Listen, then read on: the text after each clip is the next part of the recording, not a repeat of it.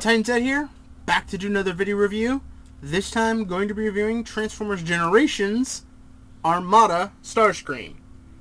Yes, I know I just reviewed Transformers Armada Starscream, but that's kind of the reason why I wanted to review that figure before I reviewed this one.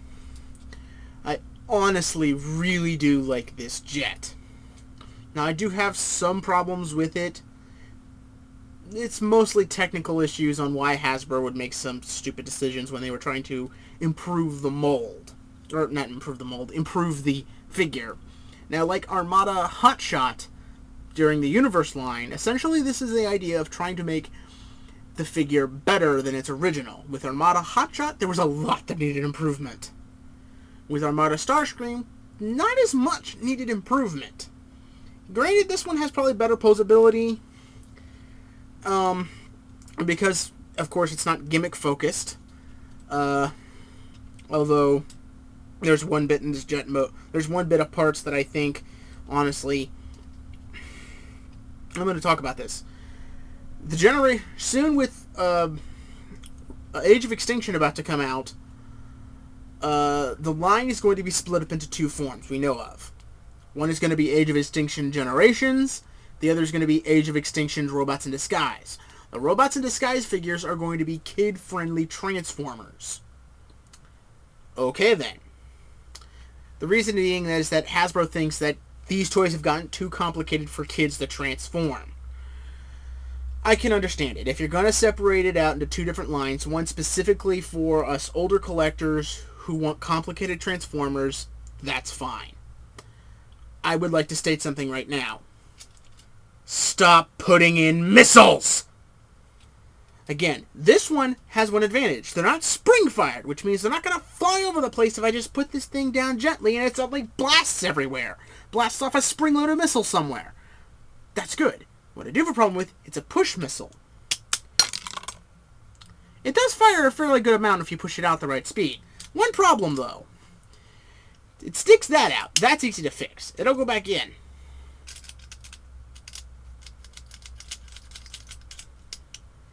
Seriously, Hasbro?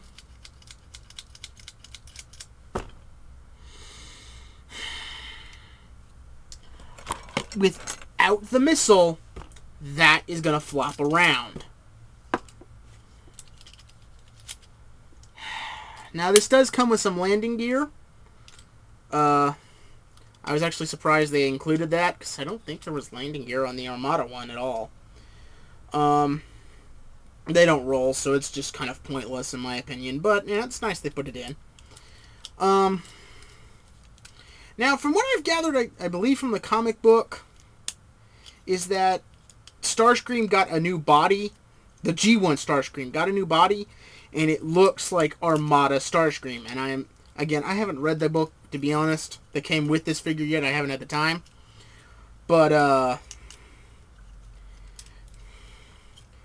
I gotta be honest, that kind of bugs me. Like I said in my Armada Starscream review, Armada Starscream is one of my favorite Transformers. He's also one of my favorite, he's one of my favorite Starscreams. He was my first favorite Starscream until, Transformers Prime Starscream came around. That one I really like. But that Starscream I really enjoyed. I love the way he was. He was very honorable and very noble. Now, this is his Starscream and Robot mode, and oh my god, I really love the design of this robot mode. This looks incredibly good!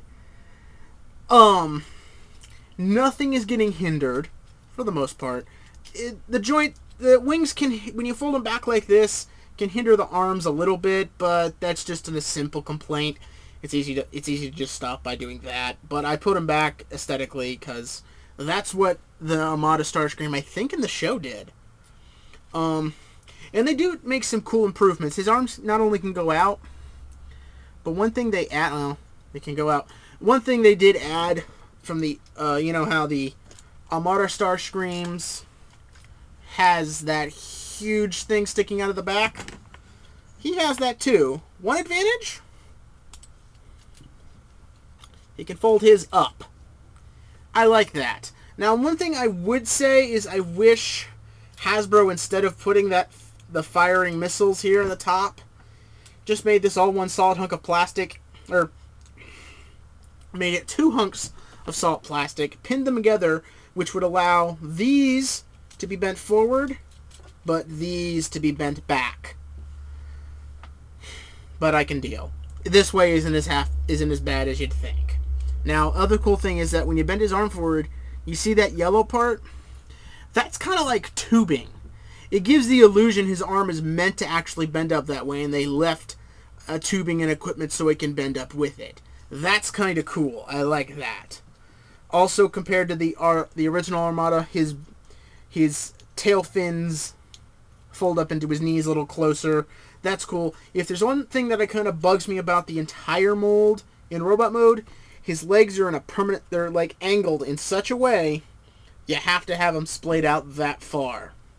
That's a little annoying to me, but I can deal. Now, he does come with 2 swords. I have a problem with these swords, obviously. They're clear, translucent plastic. As we all know, clear, translucent plastic doesn't have a really good lifespan. Just look at a lot of the Transformers Energon Decepticons.